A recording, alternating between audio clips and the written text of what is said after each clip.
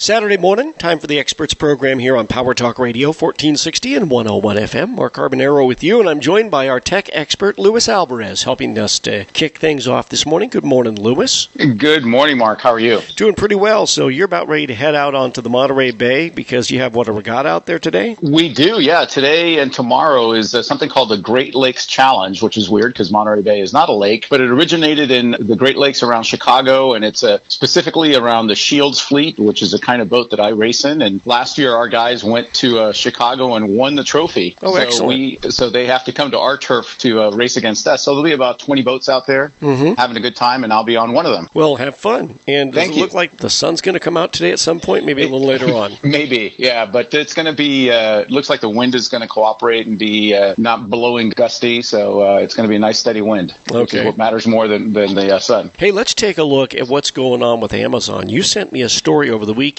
from MIT's Technology Review that Amazon's system for tracking its warehouse workers can automatically fire them. This is a story that ran in the MIT Tech Review just yesterday on Friday, the 26th of April. So this is, talk about a big brother kind of thing at the place you work at, right? Yeah. Well, and this especially is notable because earlier in the week, Amazon announced their results from their first quarter, and they were blowout results. They had great profitability and great results, but they also announced that they were going to up the game. Amazon really shook up the industry several years ago when they created the whole Amazon Prime and 2-day delivery for free, because prior to that, a lot of retailers, online retailers in particular, were making pretty good money just on the shipping charges alone. And now others have, like Walmart and Best Buy, have had to equal that. Well, Amazon announced this week that they were going to be moving forward with next day delivery for their Prime members at sometime in the near future. They weren't specific about when they were going to make that happen, but just the fact that they announced it really had an impact, and everybody else now is going to be trying to scramble to do the same thing. But what it means is that warehouse workers more than ever will be pressed to fill package orders, because the biggest bottleneck in the logistics chain that Amazon has when somebody orders something is the people putting stuff in boxes. You would think it would be the trucks or the delivery, but it's not really. It's just getting that box packed and labeled and on the truck itself. And now this is going to add even more pressure. So, having a logistics or tracking system that automatically fires you for low performance, couple that with an expectation of higher performance as these same day or next day deliveries become the norm, it's going to be a recipe for disaster for a lot of workers. And apparently one Amazon warehouse facility, this automated system, which has been in effect for well over a year, actually ended up, this was between August of 2017 and September of 2018, 300 people were fired at a single facility for that particular reason, low productivity. Now, they must have a huge number of workers at that facility to have, to shave off 300 people, right? Well, yeah. I mean, a typical facility, like they just opened one in New York that has 2,500 workers and 10,000 robots. Because part of the thinking behind this whole thing is that Amazon is already starting to see good results from replacing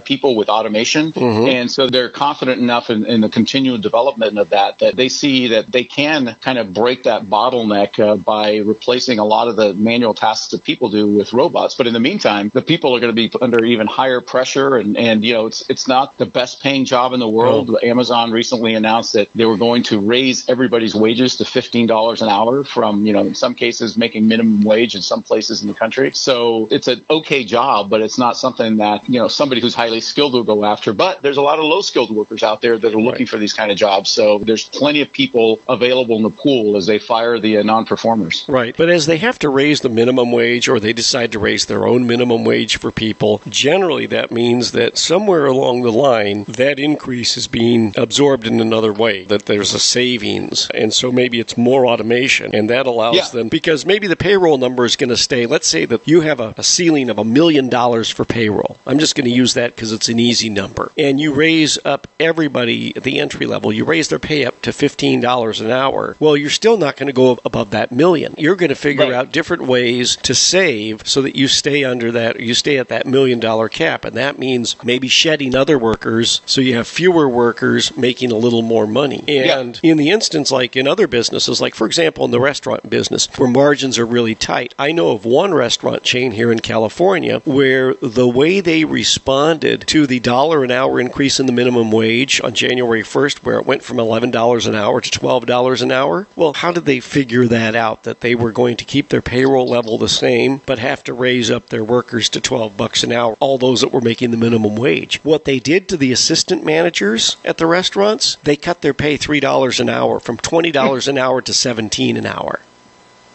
Wow. Yeah, they got to balance the books somehow. Yeah. As an employer, I completely understand. We want to give our people the best salary and best benefits we can afford, but sometimes that means that you have to sacrifice other things. You may not hire another extra worker, and you push your people that you have a little harder. Mm-hmm. Yesterday, I was at the airport flying back in from Boston, where I was for the week, and I was listening to a couple of the people who worked at the airport talking about the fact that they're understaffed because so many people or so many positions have been cut or not filled in order to save money. And that's probably one of the ways that they save. When they have to raise people's wages, then they'll just leave positions that are not filled unfilled permanently. Exactly. Let's talk about Uber drivers complaining of management by algorithm. What's going on there? Well, it's along the same lines of what we're talking about with Amazon, and that is when we think of Uber and we think of the drivers, you think of this kind of symbiotic relationship where Uber drivers benefit and Uber benefits, and we as consumers benefit. It's a win-win. But the reality is that everything a driver does is tracked very carefully, and Uber can essentially lock you out of the system if you're a driver and you're not performing or you're not doing the things you need to do to meet their standards, whatever that happens to be. Algorithms decide whether you can log in and work or not. So if you're an Uber driver, and let's say that you've been taking a time off and not really wanting to work, and then you fire up your app and say, okay, I'm ready to log in and be available, the app may say, no, you're not. We don't need you today.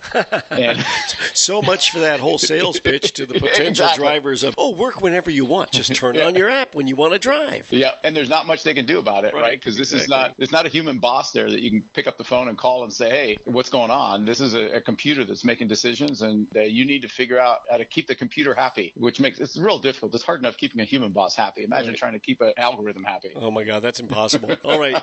I know you have to run, but let's finish up with Amazon Logistics. What's going on with that? Well, this is the other part of the equation. You know, the Amazon has, now that they've announced this push to get next day delivery instead of 2-day delivery, the question is, how are they going to accomplish it? And over the years, Amazon has been quietly building their own logistics chain. People think that Amazon depends on UPS and FedEx and even the U.S. Postal Service to make all their deliveries. And while they do a lot of the deliveries, more and more, Amazon wants to control the logistics chain. So one of the things they're doing is they've created essentially a franchise opportunity for people who want to own a prime delivery service. So this is if you're an entrepreneur and you want to do those last mile deliveries, you know, from the distribution center to the home, rather than using Postal Service, Amazon is saying, hey, we're going to create a competitive environment. We're going to help fund you. So they actually are undertaking the task of finding entrepreneurs who want these franchises throughout the country and helping them buy the trucks and hire the employees. And